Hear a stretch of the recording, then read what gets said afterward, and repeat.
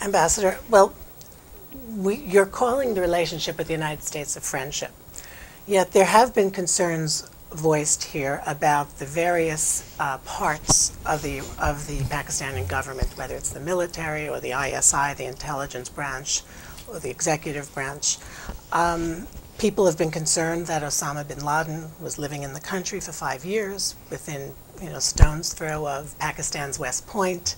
The issue of the military is coming up. I mean, how divided how strong do you think the elements within the military that oppose the United States or are perhaps sympathetic to militants, how significant is this? You must remember that under the previous dispensation of General Zia-ul-Haq, there was a great amount of Islamization, which led to radical thinking as well.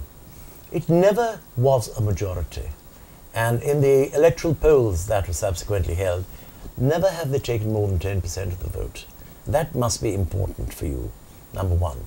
Number two, let me explain something to you, and it's something that I think you will consider quite simply, that even today, there may be rogue elements. How many times has the CIA, with the great thing about America, the law, how many times have there been rogue elements in the CIA and other places? You remember what Mr. Hoover did in the FBI. Surely none of it would have been accepted by the Civil Liberties Union, yet it happened. And we till today are not aware of where and who and how exactly killed John F. Kennedy. Things do become inexplicable. They don't become breaking points. You carry on from there and cement relationships further. So I feel these rogue elements have been very substantially curtailed. Is there a division in Pakistan? No. If there was a division, there were many times points crossed where people thought, the military will intervene now, they will take over and protect the country. But they didn't do so. And I think that the president has shown his political acumen and his democratic credentials, in which he has very firmly the military with him. He is in control. Now, if segments do not obey or do something in an errant fashion, which has happened, don't forget, Zia-ul-Haq was blown out of the sky. There are things which are subsequential to events that change history. So all I'm suggesting to you, yes, there are rogue elements. They have been eradicated very substantially. It's an ongoing process.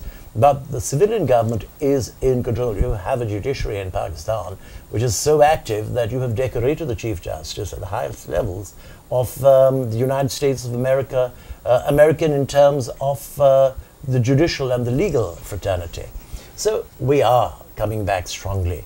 We need more time. We are fairly young. We're an old democracy in one way, older than America, because we had adult franchise in 1947, you got it in 1962.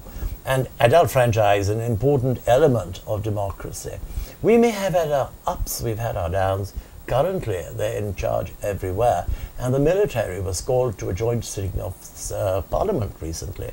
And they had to explain, and they apologized for lapses which they considered should not have happened. So there is a process. Everywhere in the world, in Britain, in America, institutions rub against each other. It's the give that you must stop when you think it's going beyond a point. And I think in Pakistan we have shown a resilience to be able to do so. We have survived this and so much more.